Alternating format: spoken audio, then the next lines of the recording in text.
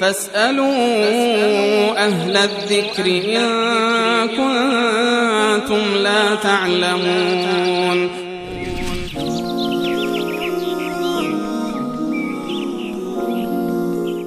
سوال بعدی بیننده در مورد گوشت قربانی است که یعنی دو تا سوال بینندگان بودن که با هم جمع میکنیم، میگن گوشت قربانی به چند قسمت تقسیم میشود و به چه کسانی باید داده شود؟ گوشت قربانی اون چیزی رو که به الله متعال میرسد، اون همون نیت قلبی هست، همون تقوایی هست و همون نیت خالصانه و قصد تعبدی هست که به الله متعال میرسد.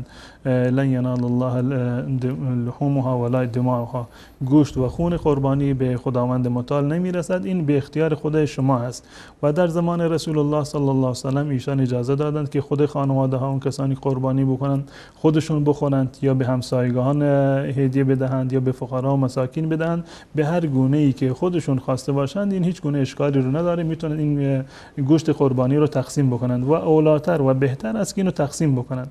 اولاتر و بهتر است یک قسمتی رو خودشون بخورند، یک قسمتی رو به فقرا و مساکین بدهند، یک قسمتی رو هم هدیه بدهند به دوستان و خویشاوندان خودشون که یک نوع صله رحمی در واقع انجام شده باشه. اما اگر فرض بکنیم یک خانواده قربانی کردند و خودشون نیازمند هستند، هیچ گونه اشکالی وجود نداره که خود خانواده تمام گوشت قربانی رو خودشون استفاده بکنند. هیچ گونه ممانعت شرعی نداره و کاملا جایز هست و هیچ گونه ثوابی هم در واقع از دست نمیدهند که ثواب قربانی در واقع ناقص شده باشه. فقط اگر اینو هدیه بدهند به کسی دیگر، به فقرا و مساکین بدهند، قطعا این ثواب صدقه رو داره. اما اگر خودشون هم بخورند از ثواب قربانی اونها هیچ چیزی کاسته نمیشود.